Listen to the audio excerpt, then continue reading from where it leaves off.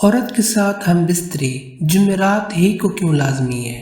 اسلام میں میاں اور بیوی کا آپس میں ہم بستری کرنے کے لیے کوئی بھی دن مقرر نہیں کیا گیا اور نہ ہی اس کے لیے کوئی وقت کی قید ہے۔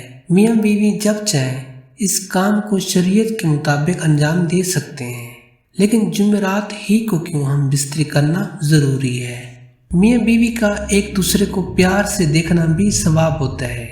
ایک حدیث میں ہے کہ مرد جب پیار سے اپنی بیوی کا ہاتھ پکڑ کر اس کو بوسہ دیتا ہے تو مرد کے لیے ایک نیکی لکھی جاتی ہے، اور جب مرد پیار سے اپنی بیوی کو اپنے گلے سے لگاتا ہے تو اس کے 10 نیکیاں لکھی جاتی ہیں۔ اور اس طرح جب مرد بیوی سے ہم بستری کا کام سر انجام دیتا ہے تو یوں سمجھو کہ وہ مرد دنیا اور مافیا سے افضل ہو گیا ہے۔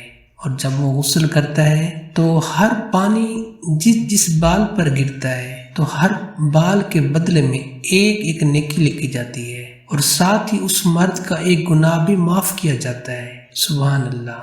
اس کے بعد اللہ تعالیٰ کہتا ہے کہ اے فرشتوں گواہ رہنا کہ میں نے اس بندے کو اسی عوض بخش دیا جس نے سرد رات اور ٹھنڈے پانی میں غسل کیا اور جنابت سے پاکی حاصل کی۔ جمعرات اور جمعے کو ہی ہم بستری اور غسل کرنے کو اس لیے ترغیب دی گئی ہے، تقریباً سارے مرد ہفتے بھر کے کام کاج سے فارغ ہو جاتے ہیں اور وہ اپنے جسم کی تھکاوٹ کو دور کرنے کے لیے جمعرات اور جمعے کے دن کو ہی زیادہ ترجیح دیتے ہیں ہم بستری کے لیے۔ اس لیے ان دنوں میں عورت کے ساتھ ہم بستری زیادہ کی جاتی ہے تاکہ ان کی تھکن دور ہو سکے اور ان کو جنسی سکون حاصل کر سکیں، اور عورتوں کو بھی پورے ہفتے کی تھکن دور ہو سکے اور وہ بھی جنسی سکون حاصل کر سکیں، اور مرد حضرات بھی پورے ہفتے کی تھکن کو دور کر سکیں۔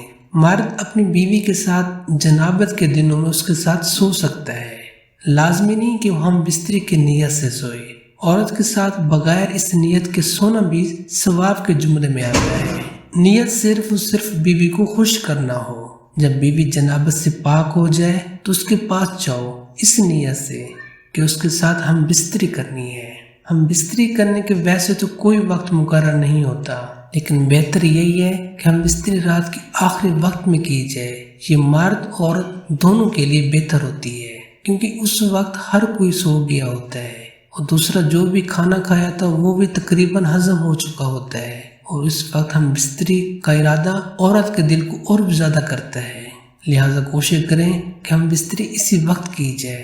جب بھی اس کا ارادہ ہو تو اس بات کا لازمی خیال کریں کہ آپ کے علاوہ کمرے میں اور کوئی نہ ہو، یہاں تک کہ بچے بھی نہ ہوں۔ اگر وہ ہوں تو مکمل طور پر سو گئے ہوں، اور اگر ہو سکے تو چادر اپنے اوپر لے لیں اور پھر چاہے اپنے سارے کپڑے اتار دیں۔ بیوی کے ساتھ ہم بستری کرنے سے پہلے اس کو کرم لازمی کریں، یعنی پہلے پیار اور بوسہ کریں تاکہ عورت کا بھی ہم بستری کرنے کا موڈ بن جائے۔